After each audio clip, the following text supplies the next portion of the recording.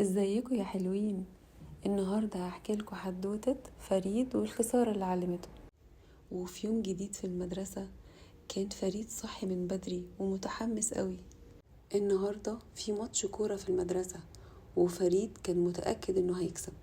فريد ما فكرش في حاجة تانية غير ان هو يكسبه بس. لولي قالت له المهم تلعب حلو وتنبسط بلعبك ده. فريد رد وقال لها لأ، انا لازم اكسب. والولاد اتجمعوا والماتش بدأ.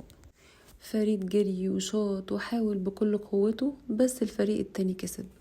فريد وقف مكانه وكان زعلان قوي عشان خسر، وقعد لوحده وكان متعصب قوي، وقعد يقول لا ده مش عدل، انا لعبت كويس.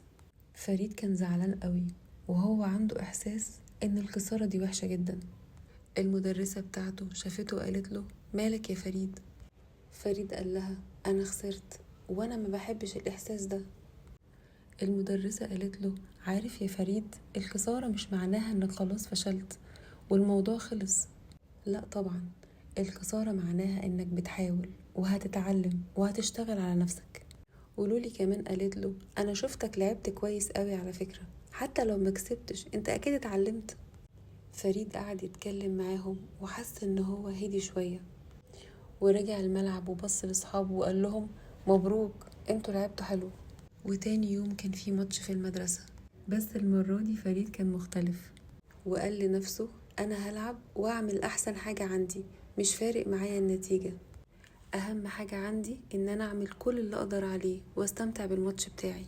فريد في اليوم ده كان متحمس قوي، وقعد يتمرن كمان قبل صحابه ما يوصلوا. وفي الماتش فريد لعب وجري وساعد صحابه وعمل كل اللي يقدر عليه. الماتش خلص وفريد فريقه كسب. فريد كان فرحان قوي بالمكسب وحس انه اتعلم من خسارة امبارح.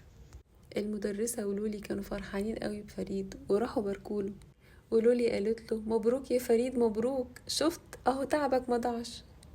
والمدرسة كمان باركت له وقالت له اهم حاجة يا فريد انك كنت بتلعب من قلبك.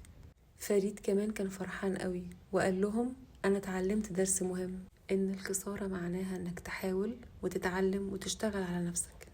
لولي قالت له انا فخورة بيك قوي يا فريد، انت بجد اتغيرت وتعلمت حاجة جديدة. فريد قال لها وانا كمان مبسوط قوي يا لولي. وتوتة توتة خلصت الحدوتة.